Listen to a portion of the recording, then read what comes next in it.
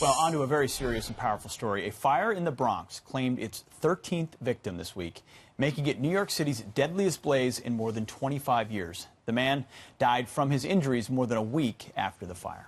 And as the neighborhood continues to deal with the aftermath, numbers of the local parishes have come together to help the community heal. Fox News' religion contributor, Father Jonathan Morris, has spent countless hours tending to the grieving families, and he has a powerful story. He joins us now. Father Morris, good morning. Well, that happened in my neighborhood just a couple of blocks away. So it's been the last, it happened a week ago Thursday. It's been something I've never experienced before, just dealing with every one of these families from the moment of actually identifying the bodies in the hospital to now when the cameras have pretty much gone away and these families are without a home.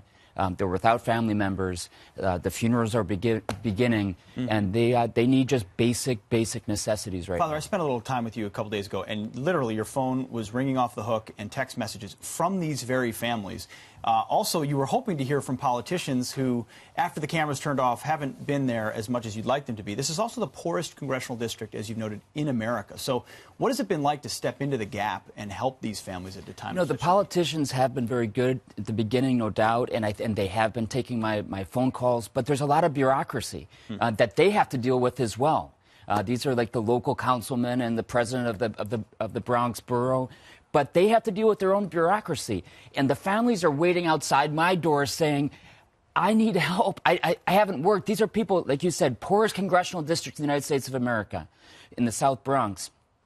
If they're not working, they don't have money in their pocket. And they're not working because they're taking care of their families and they're spread out in shelters all over the city. It's a very serious situation, and we need help. And Father, 13 individuals, 4 children. You said there was a family that lost 5.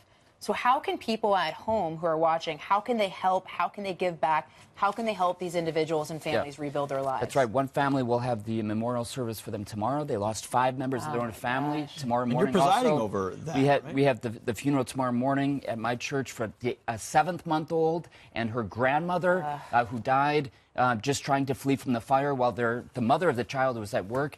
Let me tell you how you can help. We're trying to make it very simple. There's a GoFundMe page, okay? This is money that together, myself and a committee are going to make sure it goes directly to these victims. It's a GoFundMe page. You just look up Bronx Fire Victims. And my picture will be on it. Make sure my picture is on it to make sure that it's not any fraud. Go to GoFundMe.com. Look up Bronx Fire Victims. Also on my Facebook page, just look up Father Jonathan Morris. Make sure it's the one with the blue check. And I have it posted there as well as on Twitter. Father, to me, this is what Church and Charity is about. It's about those moments when people are truly in need without anything. The gospel says this is the time to step in.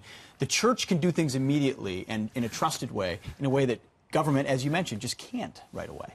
For sure. On Tuesday night, we had an interfaith prayer service. I just figured we should do it interfaith because not everyone there was Christian or Catholic. So we had, in that picture that we showed right at the beginning, there was a Jewish rabbi, there was an imam, there were evangelical pastors, all there representing who was actually in the neighborhood. And we said, together, we're going to be for these be here for the families long term, and we're also going to make sure that we raise the money that is needed in the immediate, right now. Yeah, you mentioned the long term, just quickly. Yeah. What's the road ahead for these families? Well, mostly they need housing. Okay, and I have no doubt that the city is going to come through in some way, but 8 months before their apartment gets fixed, they're being told they have 2 weeks at a hotel that, thank God, the Red Cross has helped out with, 2 more weeks. But then what do they do for the next 8 months? I visited a family, the family who lost 5 the other day. I went to their apartment, 2-bedroom apartment. You know how many people were there when I walked in? 31. Wow. That I counted. 31 people in this 2-bedroom apartment in freezing temperatures, all these people without work because they're taking care of the family as they should. Sure. Right. I'm just trying to get them cash, trying to get them, we're buying gift cards for them, and we're going to get straight them to housing. Bronx Fire Victims at GoFundMe. So GoFundMe page, you can go to Father John's Facebook page as well, Bronx Fire Victims. I can tell you, knowing this guy and knowing your proximity to this, you're going to make sure this money goes straight to the people that need it the most. And we'll be praying for them as well, Father. Thank you. Done. Well, I hope we show this in the next hour after that, too. We have to make sure that these people get the help they need. Amen. Well Thank you, Father. Thank you. Father. That was to the producers. Thank you very much. Yeah, we try to talk to them all were we the time. live? I was trying to tell the producers. I guess that's what we've been doing. Oh, wow. Thank you, Father. Appreciate it.